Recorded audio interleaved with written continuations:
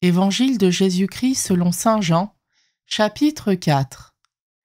Les pharisiens avaient entendu dire que Jésus faisait plus de disciples que Jean et qu'il en baptisait davantage. Jésus lui-même en eut connaissance. À vrai dire, ce n'était pas Jésus en personne qui baptisait, mais ses disciples. Dès lors, il quitta la Judée pour retourner en Galilée. Or, il lui fallait traverser la Samarie. Il arrive donc à une ville de Samarie appelée Sychar, près du terrain que Jacob avait donné à son fils Joseph. Là se trouvait le puits de Jacob.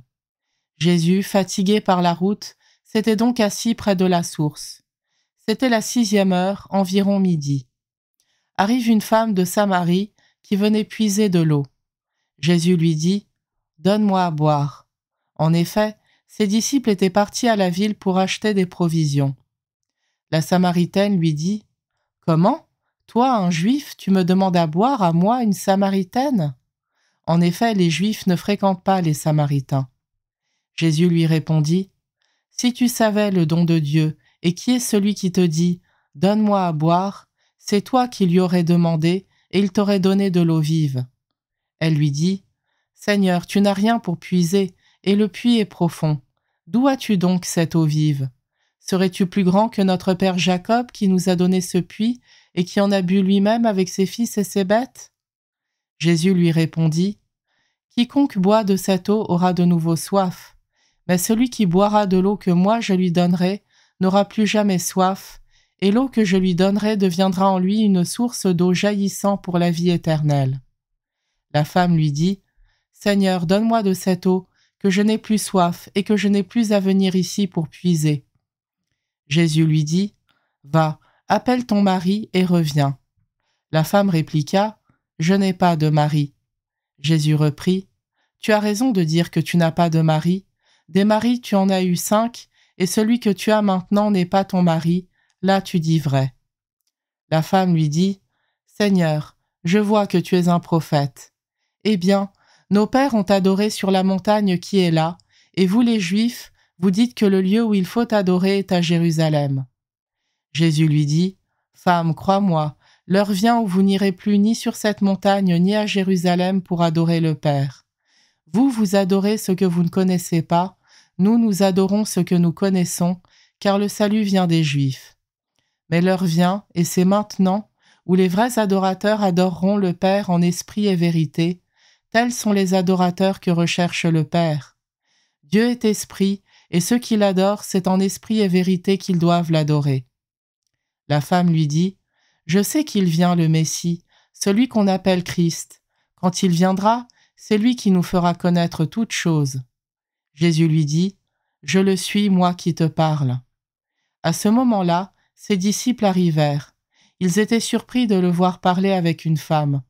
Pourtant, aucun ne lui dit « Que cherches-tu » ou bien « Pourquoi parles-tu avec elle ?»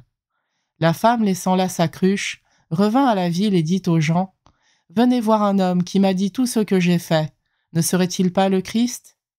Ils sortirent de la ville et ils se dirigeaient vers lui. Entre-temps, les disciples l'appelaient « Rabbi, viens manger !» Mais il répondit « Pour moi, j'ai de quoi manger, c'est une nourriture que vous ne connaissez pas. » Les disciples se disaient entre eux « Quelqu'un lui aurait-il apporté à manger ?» Jésus leur dit « Ma nourriture, c'est de faire la volonté de celui qui m'a envoyé et d'accomplir son œuvre. Ne dites-vous pas « Encore 4 mois et ce sera la moisson ?» Et moi je vous dis « Levez les yeux et regardez les champs déjà dorés pour la moisson. Dès maintenant, le moissonneur reçoit son salaire, il récolte du fruit pour la vie éternelle, si bien que le semeur se réjouit en même temps que le moissonneur. Il est bien vrai le dicton « L'un sème, l'autre moissonne ». Je vous ai envoyé moissonner ce qui ne vous a coûté aucun effort, d'autres ont fait l'effort et vous en avez bénéficié. » Beaucoup de Samaritains de cette ville crurent en Jésus à cause de la parole de la femme qui rendait ce témoignage. « Il m'a dit tout ce que j'ai fait. » Lorsqu'ils arrivèrent auprès de lui, ils l'invitèrent à demeurer chez eux. Il y demeura 2 jours. Ils furent encore beaucoup plus nombreux à croire à cause de sa parole à lui, et ils disaient à la femme « Ce n'est plus à cause de ce que tu nous as dit que nous croyons. Nous-mêmes nous l'avons entendu, et nous savons que c'est vraiment lui le Sauveur du monde. » 2 jours après, Jésus partit de là pour la Galilée. Lui-même avait témoigné qu'un prophète n'est pas considéré dans son propre pays. Il arriva donc en Galilée. Les Galiléens lui firent bon accueil car ils avaient vu tout ce qu'il avait fait à Jérusalem pendant la fête de la Pâque, puisqu'ils étaient allés eux aussi à cette fête.